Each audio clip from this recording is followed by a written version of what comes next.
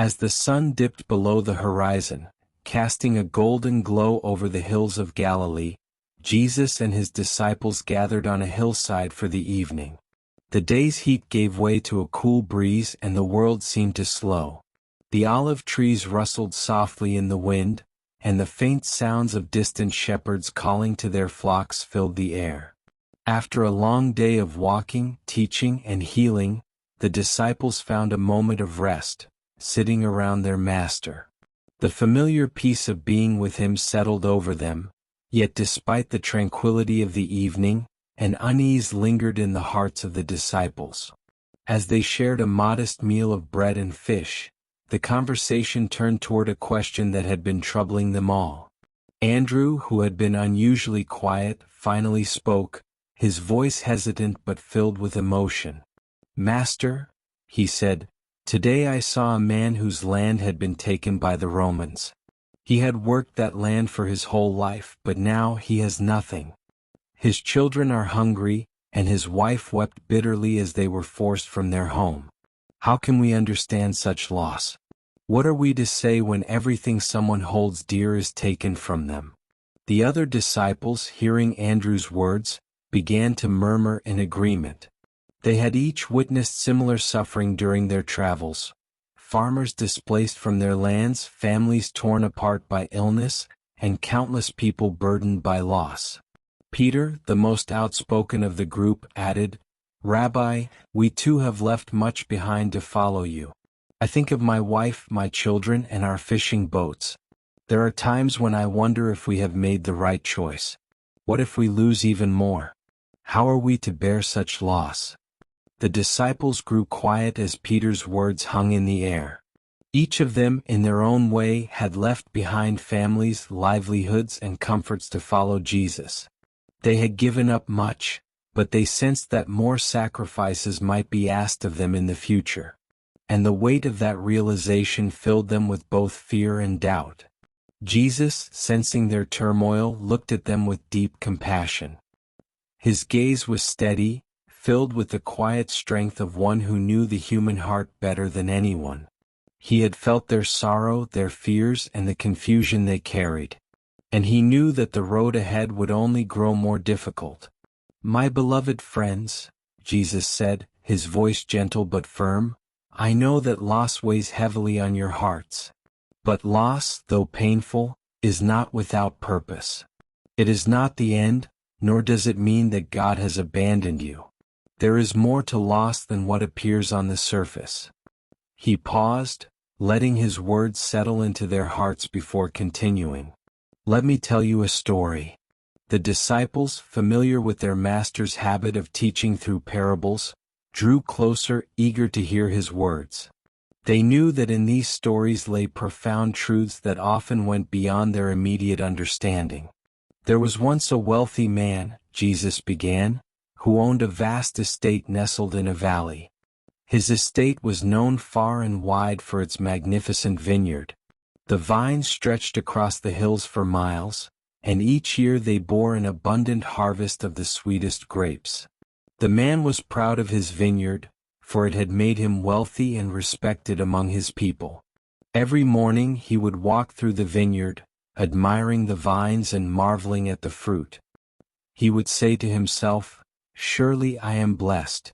This vineyard is my security. It will provide for me and my family for generations.' But one year a great drought struck the land. The skies withheld their rain, and the earth became dry and cracked. The man's vineyard, once full of life, began to wither. The leaves turned brown and the grapes shriveled on the vine. Day after day the sun beat down and no relief came.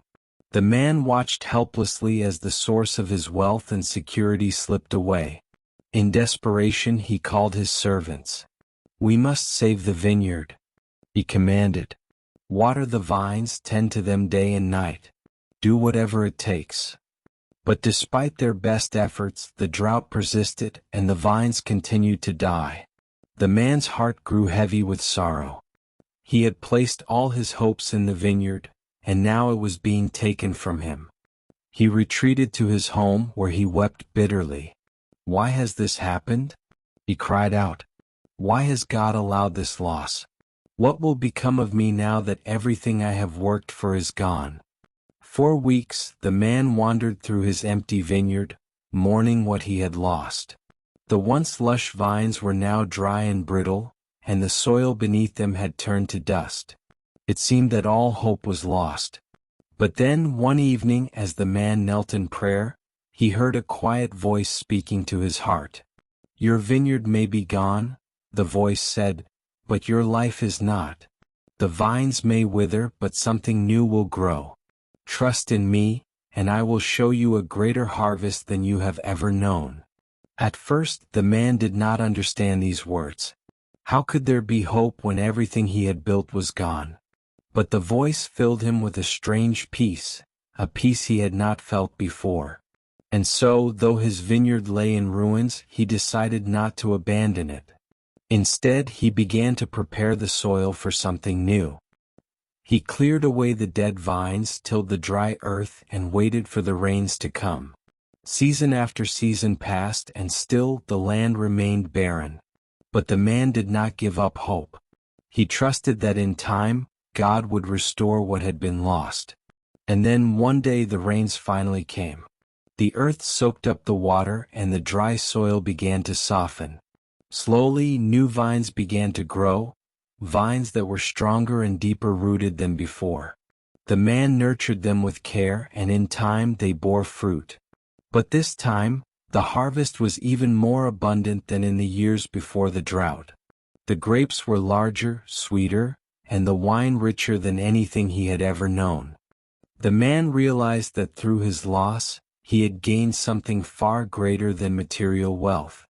He had learned to trust in God's timing, to let go of what he could not control, and to find peace in knowing that true abundance comes not from what we possess, but from the growth that happens in our hearts when we surrender to God's will. As Jesus finished his story, the disciples were silent, their minds turning over the deeper meaning of the parable. Each of them had experienced loss in some form, and they began to see that perhaps there was something more at work in their struggles. Jesus looked around the circle, seeing the questions forming in their hearts. He knew they needed more than a story. They needed to see how this truth applied to their own lives. "My friends," Jesus said, "do you understand the meaning of this parable?" Peter, ever the first to speak, ventured an answer. "The vineyard is like the things we hold dear, our families, our homes, our livelihoods. When we lose them, we feel like everything we are has been stripped away. But you are saying that through loss, God is doing something deeper within us, something we may not see at first." Jesus smiled gently, but he sensed that they were only beginning to grasp the fullness of the lesson. "Yes, Peter," he said, "but there is more." The man in the story learned that his true security was not in his vineyard, but in God. The drought revealed where his trust had been placed. And when the vines were gone, he had a choice, either to give up in despair or to trust that God would bring new life from what seemed dead. John, who had been quietly reflecting, spoke up next. "Master, loss hurts so deeply. It feels like it's breaking something inside of us. How can we bear it when everything we love is taken away?" Jesus turned to John with a look of deep understanding. "Yes, John, loss is painful. Even I will soon experience great loss. The loss of my own life, the loss of the fellowship I share with you. But take heart, for my loss will lead to resurrection. What seems like death will give birth to new life. In the same way, when you face loss, do not fear, for God is with you, and He is always working to bring new life from what seems broken." Thomas, still wrestling with doubts, asked, "But what if we lose everything and nothing good comes from it? How can we be sure that God will restore what has been lost?" Jesus looked at Thomas with patience and love. "Thomas, even when you cannot see it, God is always working." The man in the parable did not see the new vines growing immediately. He had to wait, to trust, to prepare the soil. So too must you trust that even when you do not understand, God is bringing forth something new. Faith is not always about seeing, it is about believing that God is good, even in the midst of loss. The disciples were quiet again, but this time, their silence was not one of confusion, but of deep contemplation. They realized that Jesus was preparing them for the losses they would face in the future. The path ahead would be filled with trials, suffering, and sacrifices they had not yet imagined. But now they understood that loss was not the end of their journey, it was part of the way God would transform them. Jesus spoke once more, his voice filled with both comfort and challenge. You will lose many things in this life, possessions, relationships, and even your own lives. But do not be afraid. For nothing you lose is ever truly lost if it is placed in the hands of God. He will restore what has been taken, though it may not always be in the way you expect. And remember, the greatest treasure is not what you possess, but the love and faith you carry in your heart. For where your treasure is, there your heart will be also. The disciples felt a profound peace settle over them as they listened to Jesus' words. They had come to him with heavy hearts, full of fears and doubts about the losses they had seen and experienced. But now they understood that loss, though painful, was not a sign of abandonment, but an invitation to deeper faith. As the stars began to twinkle overhead, the disciples remained gathered around Jesus, feeling the weight of his love and the depth of his wisdom. They knew that the journey ahead would be difficult, but they also knew that they did not walk it alone. Jesus was with them, and in him they had found the true source of life, one that no loss could take away. And as they rested in his presence, they found peace, trusting that whatever they faced, whether drought or abundance, sorrow or joy, God was always working to bring new life from what seemed lost. This is end of the story. Please like this video and subscribe my channel for more Jesus story like this. May the God watch over you.